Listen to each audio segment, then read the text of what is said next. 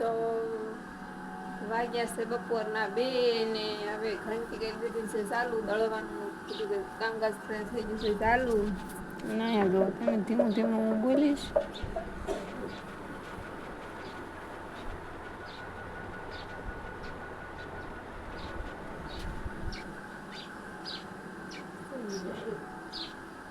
દરવાજો કરી દરવાજો થઈ ગયો.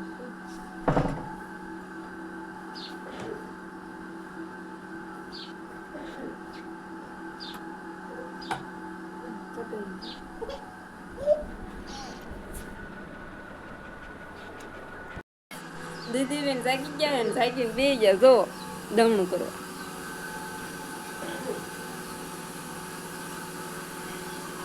દવણું કરવું હોય ને એટલે નાના છોકરાને દઈ દેવાનું દવણું આખા ઓસરીમાં કઈ નાખે મોઢામાં. ઈ શું થાય છે ભગડવાનું ચાલુ કરી દે તો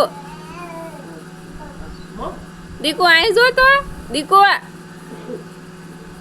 એ આયા મિયાવ કરી તો મિયાવ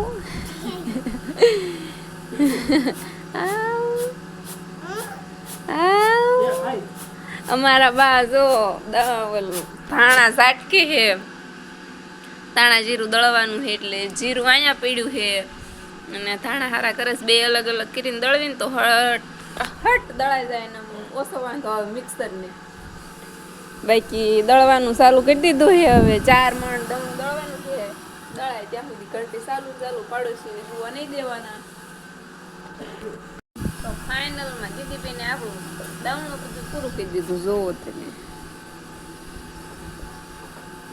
ઠેઠ ઓલા રૂમાલ પડ્યો ને એની ઓલ કર બધે દાણા વેરા છે. જો હવે હેઠા વી જશે પેલી દીકો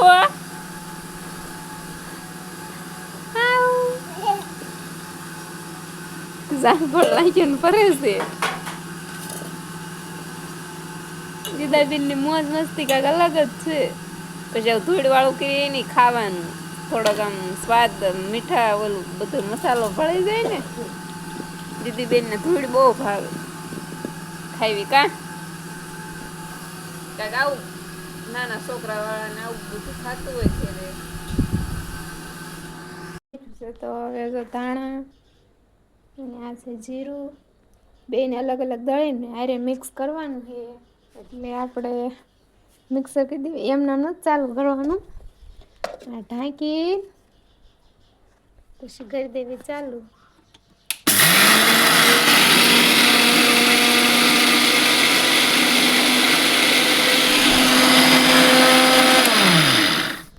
તો એક ખાનું દળી નાખ્યું છે આપણે આવું દળાનું છે ના બીજું ખાનું દળવા મૂક્યું હે જોવો તમે.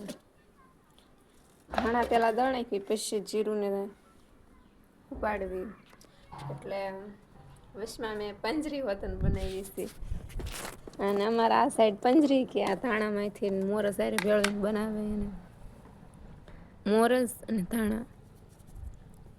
ઠાકર કાનુડાનો જન્મ હાથમ આઠમે થાય ત્યારે આ બનાવીને પ્રસાદીમાં વેચે એટલે મને સાંભળી ગયું તો ધાણા દળતી હતી આગળ થોડીક દળી નાખ્યું મજા આવે એમ ખાવાની.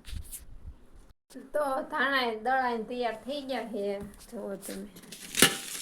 આ દળી નાખ્યા છે ધાણા અને હવે વારો છે જીરાનો. ભરી લેવી જીરું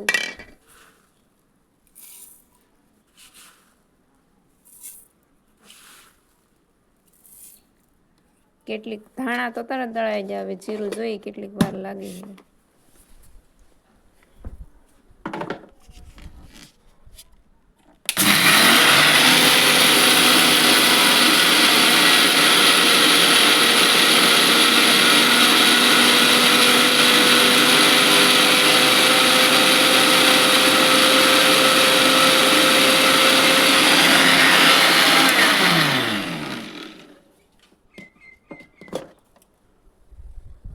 આવું જીરું દળાનું છે જે આખું છે થોડું થોડું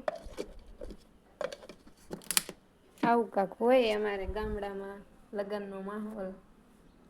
અને લોટ જે એટલો દળાણો છે આ અડધો 4 માંથી એક ભાગે નહીં દળાણું હજી 4 મણ દળવાનું છે હજી 1 મણમાં ઓછું છે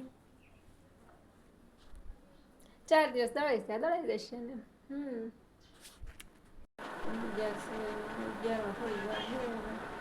જો દીદી દુનિયાના પપ્પા ઉઈ ગયા છે ને આપણે હોવાનું ચાલે મળશું નવા બ્લોગમાં બાય બાય